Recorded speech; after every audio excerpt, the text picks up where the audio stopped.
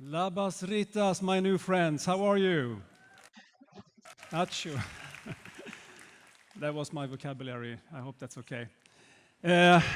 I'm so happy to be here. First of all, I'm really happy to be here for many reasons. One is that I'm here with you. I absolutely are in love with HR because you are people, and that I am that too. And you always take care of everyone else, don't you? Everyone else you take care of, but who takes care of you? That's why I think that these events are so great, because now you can refuel and recharge and get all sorts of insights. And I will have the first session here, and I will try to help you as much as I can.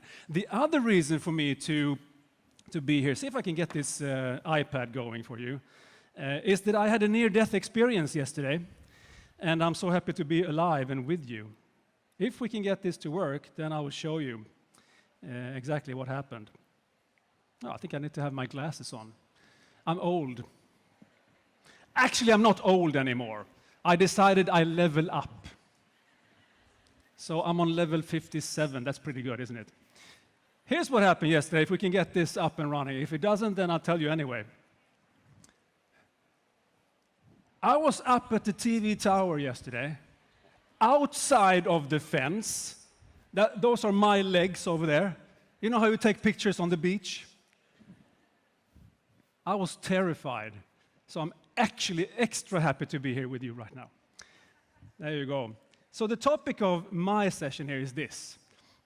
I have spent the better part of 3 decades looking into human communication. How we get along, how we lead, how we serve, how we collaborate. And normally, you are the ones booking me to train your people within the organization, leadership communication, customer communication, but now it's all for you. How can you make an impact? How can you influence decisions and so on? Because I believe, and I hope you do too, that you are really important. I've seen over the years how the power has shifted from not having any power in HR to having a lot of power, being a strategic person within the executive team, for instance. And I believe you have the right to be there because you deserve it. So I'll give you a couple of things there about communication specifically. And the one thing that I want you to know is that there are 3 communication superpowers. If you can master them, you will build relationships better, you will lead people better, you will serve people better, all of that. Does that sound okay to you? Do you want that? Yes, okay. Here's the kicker. If you do this well, you will also be more charismatic. Is that good? Could that be something? No, he says, no, I don't need to be. I'm totally fine. I want to show you one picture here. This is probably the picture. If you want to take a picture of something, this is the one, because this shows all 3 superpowers at the same time. And then I will explain them very shortly, and then we go through them one by one. So here we go. This is the one. Energy. So that people believe that you believe is the first superpower. And I say the first because it's the oldest form of communication. Millions of years old, before we can say any words, this is it. This is how you look and how you sound. So if you can show that you're passionate about something, positive about something, this is it. Energy acts like a magnet. People are drawn to people with energy. Do you know that? So if somebody oozes energy, people are drawn to that person. It's like when I was at Old Town with Theo. He will present a little bit later. We went out for a dinner. We went there, and you know how it is, a lot of restaurants. Some of them were busy. People, music, laughter. And some of them were completely empty. You know how it is?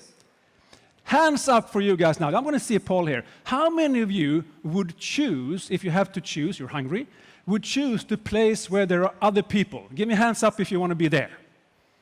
All right? Hands up if you want to go for the empty place. Give me hands up here. Okay, so most of you wanted to go here, and then some people wanted to go here. Those people are engineers, or in finance, or they are just a bit introverted, so they don't want all the noise. Actually, they also know how to calculate, because you get food quicker here. The problem is you get food poison quicker here. Like my parents, they went to Crete in Greece, and my mother said, "Let's go here," and my father said, "No, let's go there." And they got food quick, and then they walked 300 meters to a fountain, and they puked for 3 hours. Food poisoned. This is probably the time I should mention that they are divorced now. Could be the reason. That was the first superpower. The second one, empathy. Empathy so that you understand them, so that they feel that you get them, that you're present, that you're with them, that you try to figure out what they do, that you're curious, that you're there for them, that you connect with them. Empathy is also a somewhat fragile superpower. I will come back to that later on as well. But you get that as well. We need to understand people, right? And then finally we have clarity. Clarity so that they understand you. Sometimes when I'm traveling the world and I meet HR people, whether it's in Singapore or Boston, I sometimes get a feeling that HR is not clear enough. I'm not saying it's not you or you or you, but it's like we sometimes lack that idea about connecting clarity into the business case of why we want to develop people, for instance. So I think that there's something to be gained by being more clear and memorable as well. So there you have them, energy, empathy, clarity. The 3 superpowers. We will go through them very quickly. But before we do that, if you have to choose one of them as the priority one, which one would you choose? Energy, the non-verbal communication, the oldest form, empathy, understanding who you have in front of you, or clarity, giving them a message that is clear. Which one would you choose? Let's do a hand up on this one as well. If you choose energy, give me a hand up. All right. Then we have empathy. Give me hands up. All right. Finally, clarity. Hand up. I see that we have hands up for each one of them. Well, here is the way to say it. You are all correct. But some are more correct than others. In my studies, when I've looked into this topic, for me it's pretty clear. This is how it looks. Empathy comes up at number 1. Now all people who raised their hands said, "Yes, I knew that. And the rest would say, "Yeah, fine." Empathy is number 1. If you have leaders in the company with high level of empathy, the engagement in that company will be around 70%, instead of only 15 to 30% if they have low levels of empathy. And empathy is the key that unlocks performance. 70%. On the other hand, if you have high energy and high clarity when you present something, you will also get around 70% engagement. So all 3 are needed. We cannot be good at only one. What if you only have energy, but you have no clarity? Then you are a clown. Everything is hugs and dramas and champagne and whatever, you know. It's not good enough. You need energy to get momentum, to get the movement, but it's not enough. What if you only have clarity, but you lack empathy? Well, then you're a psychopath. A dominant, insensitive douchebag. But what if you only have empathy and nothing else? Well, then you are in therapy sessions. And it doesn't lead anywhere in your business. So you need all 3 of them. And since we talked about this like from this order, let's start with empathy first. Empathy first. It's about being interested instead of interesting. One of the biggest gifts you can give another person that you will never get back in your life, what is that? Time. Exactly. You are actually giving me 30 minutes of your life right now. I'm really humbled by that. Thank you. Time. You know, in the US, how they sue people all the time? Everything is just, I'm going to sue you. The coffee was too hot, the coffee was too cold. They checked out doctors who wrongly diagnosed patients and gave them the wrong treatment. Some of those doctors got sued and some of them didn't. Same wrong diagnose, but why? And the answer was, when they looked in all the details, the answer was 3 minutes. The doctor who spent 3 extra minutes with the patient did not get sued. Because at least he listened to me, at least she was interested in me. Everyone can have a mistake sometimes, make a mistake, but that's okay.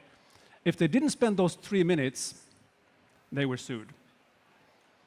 So empathy is really important from that perspective. Here's another one. I was working with a real estate company, and they told me before I came into this to the training session with them, they said, we have a problem. Our customers do not like us. Our tenants, you know, the one who rent office spaces or apartments and so on. They don't like us. I don't know what to do. They brought me in. We spent most of our time on empathy. And then I got an email 5 weeks later. And she was so happy, the one who brought me in. He said, this is incredible. Antoni, they like us now. All we do is to listen a little bit more. That's it. And you know what the real interesting thing is? We like them too. Before that, they didn't. So giving that greatest gift of all is really good. But as I said before, empathy is the most fragile of the superpowers. Because as soon as you feel superior to someone, or you become a manager and say, now I need to have the best parking space, and I need to have the best corner office, and I need to have all of those things because I'm the boss, you lose empathy, and people will notice it directly. So many experiments have been done with this. I'm going to share one with you right now. Give me a hands up if you have a car in your household. Do you drive a car? Yeah? Okay. So let's check one thing. Talk to your neighbor for just 20 seconds and find out which one of you has the most expensive car. 20 seconds starting now. Go ahead. Talk to your neighbor.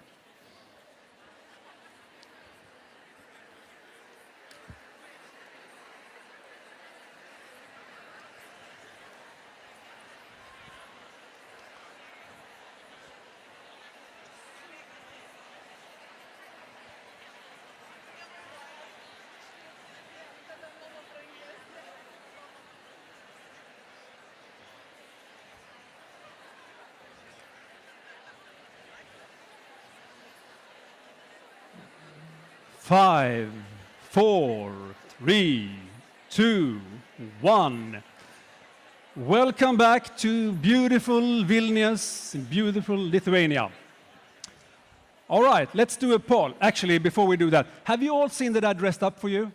Yes? Okay, so I can take this off now. Good, thank you. Thank you so much. All right. How many of you how many of you had the cheapest car? Don't be shy. Raise up your hand if you had the cheapest car amongst the two of you. These are your heroes right now. It turned out that the cheaper the car you have, the more likely it is that you stop for pedestrians crossing the street. So the more expensive your car is, you don't want to stop for them, which is strange. And of course, if you have a BMW, it's included in the price. You don't stop for anyone. So now I have insulted finance, engineers, and BMW owners. Let's see who else I can provoke with this one now. All right, do we have an idea? Now say yes if we have an idea that empathy is important. Do we? Yes? Yes, okay. Shall we go into clarity then? Clarity to make your message clear. Here's an example where I failed. This was a long time. I mean, I still fail. Ask my wife if I'm good at clarity, you know. But I still fail sometimes. Here's one example. I was working at the telecom company Ericsson. You know about Ericsson? Yeah? So this was a long time ago. I was walking the street down in Stockholm where I lived at the time. And you know how you sometimes can feel that somebody's looking at you? You know that feeling? Yeah, so I was looking over to the left, and on the other side of the street, yes, there was a man, and he was staring at me. And then he walked straight towards me, like a missile. I was, ooh, what's going on? But he looked happy. He was like, ah! And I was, okay. And then he said, it's you! And I said, it's me. Who are you? And he said, I understand that you don't know who I am, but I'm one of your colleagues. I was in the room when you presented outside of Miami a few months ago. Do you remember? Yeah, I remember. I had a good feeling about that presentation. And then he said, you were awesome, man. And I kind of became taller, and I said, thank you. Achoo, I said. No, I said thank you, actually, because he was Swede. And then he said the devastating thing. He said, I don't remember anything you say, but you were awesome. And I realized at that point that he was probably right. Not necessarily awesome, even though I got all those cheering and applause and all that stuff. But after I've done that session, nothing happened. Nothing happened. And why do you think nothing happened? Because I didn't have a content that was clear and memorable for them. There was nothing to hang on to. Here's one of the insights. People cannot act on what they don't remember. People cannot act on what they don't remember. So if you said, I told you so, and they say, I don't remember that, it doesn't matter if you told them. Because if they don't remember it, nothing will happen. So if you want people to act, and if you want influence and impact, you must have a message that is memorable. Otherwise, it won't work. I've written a number of books in my life, and also chapters in books. One of those chapters is called 9 Memory Hacks, so that your audience remembers. And I will actually share at the end a QR code to a hidden page on my webpage where you can download, actually you can download 5 books and templates and checklists and all sorts of things from that page. So it's a whole program for you, not only these 30 minutes. But I'll share with you 3 of those things that can happen, that you can get some help from. The first one is, if you really want to reach not only out to people, but reach in, use stories. This is borderline magic. Stories, storytelling and so on, increases your brand, increases the value of your products, increases the value of your message. It's amazing what you can do with stories. I just shared a story with you right now, right? It's you, it's you. Probably that's the one you're going to remember more than anything else. Connect that now to relevance. Relevance in this case is that clarity is important, people cannot act on what they don't remember, and now you have magic. Stories without relevance is entertainment. Facts without stories can be boring. Together they create magic. And it's not really that hard when it comes to storytelling in a corporate world or a business world. It isn't. It isn't like stories within fiction, you know, Harry Potter or Luke Skywalker or Dorothy or whatever. It's not like that. It's much more simple. And we can do a whole program on that if you want. But storytelling, use it in your presentations and in your communication. It will be really good. The second one, which is, for me, as good, is this. Metaphors and analogies, going from the abstract to the concrete. Do you work in a business where you have a lot of 3-letter abbreviations? People start to laugh in the front here right now. Yeah, those are hopeless. They are uninspiring, they're boring, we don't know what to do with them. Sometimes the 3 letters means different things to different people, so it doesn't work. But if you take the abstract world and make it into an analogy or a metaphor, it works.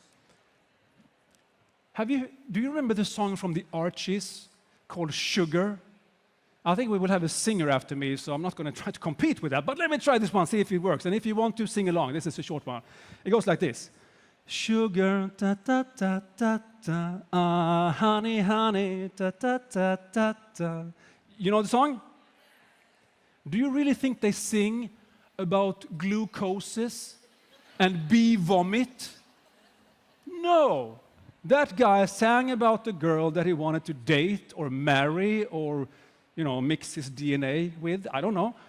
That's what it is. That's why I call it sugar and honey, and we get it immediately.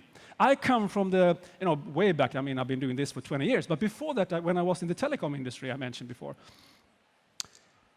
there were all sorts of different words that we couldn't comprehend for other people. People didn't understand it. Like, for instance, how many people do you think in the world can really explain 5G? Could it be 3 people in the whole world? But what if we just say, well, it's like a super fast highway? That's enough. People get it. It's fast. That's why it's so good with this one. Let's go to the third one. The third one I want to share with you today, and that is this one. 3 is the magic number. If you want people to remember what you said and be clear, you put it in triads, 3 at a time. Vene, vidi, vici. Blood, sweat, and, you know what it is? Tears, exactly. Sex and drugs and rock and roll. They're all in 3s. It's the same with fairy tales. 3 bears that Goldilocks met. 3 piglets that the big bad wolf chased. We can go on like that. 3 musketeers. Actually, they were not 3 musketeers. You know that, right? For some reason, we are bullying D'Artagnan all the time. Also, it wasn't blood, sweat, and tears. This was from Winston Churchill, a rhetorical genius. But this one he missed out. He said something like, all I can offer is tears, toil, sweat, and blood. Toil. Who the hell remembers toil? Most people don't even know what toil is. It means hard work or effort or something like that. No. We're going to remember the 3 body fluids. That's it. And that's why we have 3 communication superpowers. Do you remember them now? Energy, empathy, clarity. It wasn't by coincidence. 3 is the magic number. I have 2 sons. I have Elliot and Milton. They're both this big now. Elliot is the math genius in our family, studying to be a civil engineer and all that. When he was this big and he started to count, he said 1, 2, 3, many. Something to work on. As soon as it's beyond 3, it's a cognitive overload in our brains. So try to keep it as simple as possible. It will help you, but it will also help the recipient of it. As a segue into the third superpower that you can use, I want to show you a quote. Here's the quote. Maya Angelou. I was misspelled here. How many of you have seen this one before? I have learned that people will forget what you said, people will forget what you did, but people will never forget how you made them feel. Hands up if you've seen this one before. Hands up if you like it. Why? I just told you that this wasn't enough. People cannot remember cannot act on what they don't remember. I just said it. I love it, but I also hate it because it's not good enough. It's not good enough. We still need to have clarity. But ultimately, this is what we need to make people act as well. If they have clarity, it's when they feel something that they will act on it. So from a personal brand perspective, I could be happy that he said, "You were awesome." It didn't help the business, though, because he didn't remember what I said. So let's do a couple of things when it comes to energy and non-verbal communication. Let's play together. I'm going to be super concrete now with you. Typically things I do in presentation skills training and so on. One, for instance, I have found that the difference between looking arrogant or normal is only 1 inch. 1 inch, how much is that in centimeters? Anyone? Some people said 2.5. No, 2.54. Clarity, my friends. Let's put this to a test. Turn to your neighbor and say, "Oh, these days are going to be awesome." And then you say it one more time, but this time you lift your nose up 1 inch. Do it now. Feel the difference. Go ahead. Try it with your neighbor.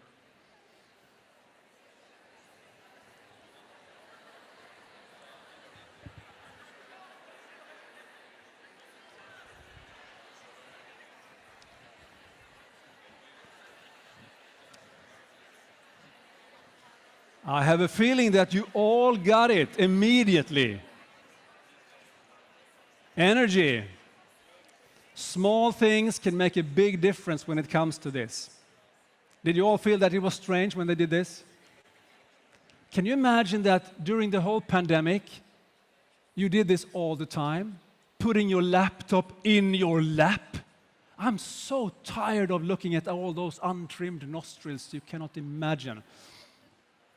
That was one. Let's take 2 more. We have time for 2 more. Okay, second one. Eye contact. How long should you look at somebody? Let's say you have a meeting, 10 people. How long should you look at somebody before you move to the next person? Is this okay? Probably not, right? You get nervous. You don't know what's wrong with him. Don't do that. The magical number in communication is 3. So 3 seconds. I can look at you for 3 seconds. I get a nod. I can look at someone else for 3 seconds. I can perhaps get a nod, and then we move on. That's how you do it. You do not psycho stare at somebody all the time. Let me pick one up here in the front. I see the gentleman over there. I'm going to pick you. And then I'm looking at you all the time during the whole meeting. I don't even close my eyes. I don't blink. I don't do anything. 2 things will happen very quickly. The first thing is that everyone else will feel left out. What's going on? And the second thing is that you started to wonder what's happening as well. Because right now I'm sending very dominant signals of either aggression or lust. So basically, I either want to kill you or make babies right now. Do not psycho stare at one person all the time. Be confident, be clear, look at them, and then move on. Simple like that. Let's have one simple more, very effective, concrete tips as well. These are concrete, as you know, right? If I do this in the beginning of a meeting, palms out like this, what do I signal now? I'm inviting, I'm open, I'm friendly, I'm asking you what you think. And some people say, I'm going to do this all the time. This is really good. No, not all the time. If you have a statement to make, which is not debatable, don't do this. Don't say, let's say that you're into football, and we all know that Manchester United is not doing very well. But if you say, Manchester United is the best team in the world, people will not believe you. Then you have to do this. And you use your voice as well. Manchester United is the best team in the world. Boom, like that.